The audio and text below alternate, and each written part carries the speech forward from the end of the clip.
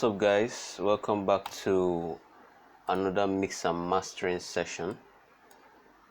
Today I'll be taking you through on how I mixed and mastered a beat which I posted last week. It's more like a tutorial on how I made the beat.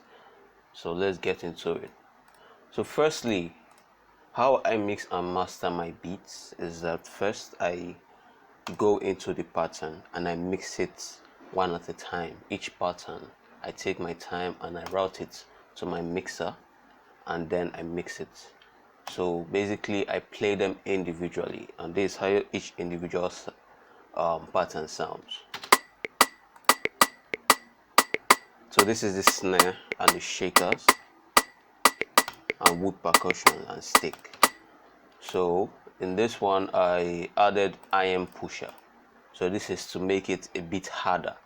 This is to make the snare sound a bit harder. Then after that, I didn't really add anything else here. All I just did was come here and then normalize them. So the next thing I did was the sub boom bass.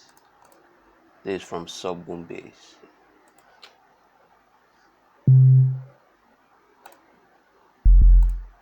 So this one I didn't really touch it. All I just did was reduce the velocity a bit. And then the next one is from Nexus. This is a bass from Nexus. So it's basically the same thing I did. I just reduced it a bit and left it that way. And then we have Sakura guitar.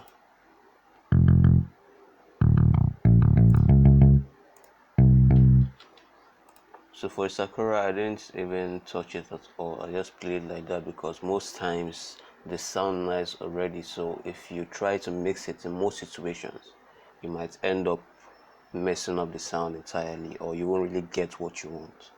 So all I just did was just reduce the volume a bit, and then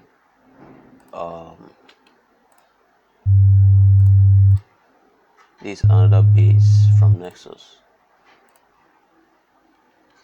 So this one I didn't touch it either. I just reduced the volume a bit. And then this is my kick and a tom I added. So what I just did, I panned it to the left and the right. That's for the tom. Pan it to the left and the right, and just left it like that. I didn't really add any effects to it. And then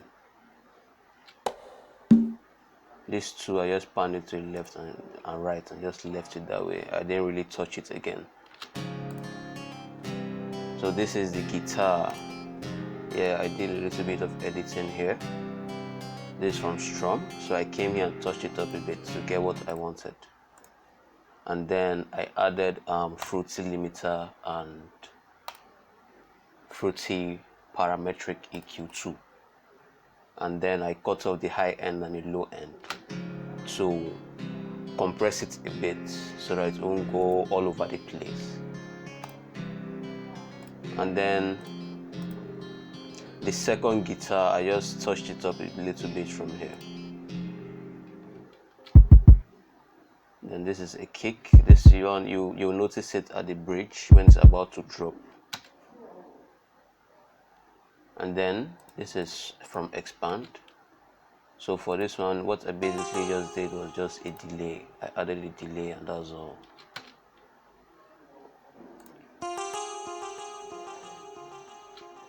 Yeah, then we have Chromophone,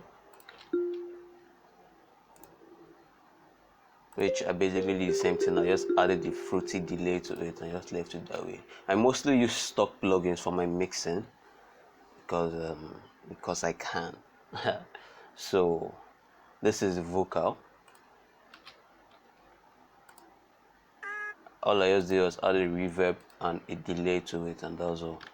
And then I reduced the volume a bit and also normalize it here. So you notice that the volume went up after normalizing. Then this is also another vocal. I didn't normalize this one because it would have been too loud, so I just left it the way it was, and then I added my reverb and delay to it. These are mostly stock plugins, that's what I use. And then this is from Expand. This is the female vocals, choir vocals. So I just added parametric EQ and a delay to it, that's all. Then the next one is from Expand again. This is also female vocals. And for this one I just added only delay and then touched it up a little bit here and here for the timing, and also the panning too, so you can go from the left to the right. And then this is Strum. This is another guitar. For this one, you hear this one at the intro. So this one I just added a parametric EQ and then reduced it. So that's why it's like it comes in gradually and then the beat drops and it gets louder. So this one I slightly pan it to the right. So that's basically all of it. That's how I mix and master this full beat. And then also some of these are the claps and the shaker. The shaker, I didn't really do much to the shaker. I didn't even do anything to it. I just left it the way it was because it sounds nice that way. So when you listen to the full beat, it's just something very simple and something that you can basically work on. As time goes on, you get better at it. Hillzbeat.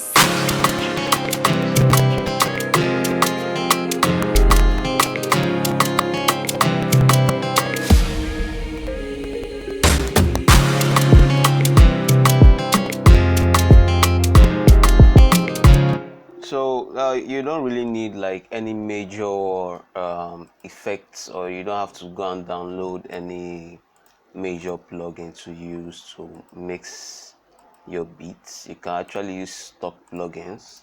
For this snare, rather than using iron pusher, I could have just used sound goodizer. That would also increase the volume of the snare. So rather than go to buy or go through the stress of trying to download other kinds of plugins for mixing and mastering, the stock plugins are good.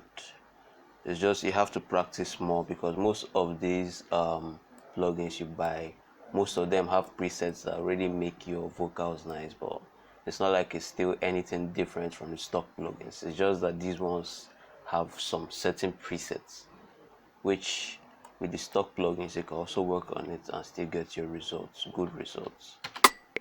So this is it with Sound Goodizer. It still sounds the same. Yeah, so that's basically how I mix and master all my beats. So please, if you would like me to do another beat remake for you, you just comment the name of the beat in the comment section and I'll do that in my next tutorial. So thank you for watching. Please don't forget to subscribe, don't forget to like this video in order to encourage me to drop more tutorials for you every week. So thank you very much, and once again, it's your boy Hillzbeat. Peace.